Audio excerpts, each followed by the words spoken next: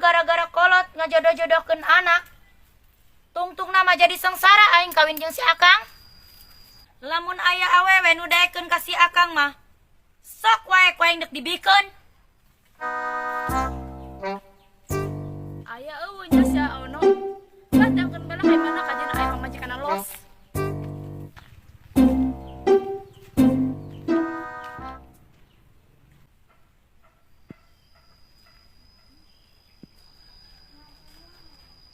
Wujudnya di mana?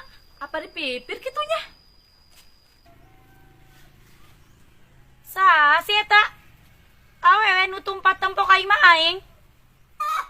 Si eta dituturkeun ku aing.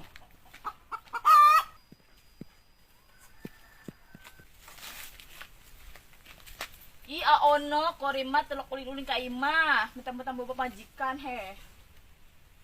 Ulah kaneng. Mesti penyakuan ku pamajian aing. Emang aya kitu pamajikan Ono? Aya. Aya tuh di tukang. Mana Ono? Aya eueuh pamajikan maneh? Akang ari eta saha? Ih, urang mah kabogona Ono. Siapa kalah ngomong?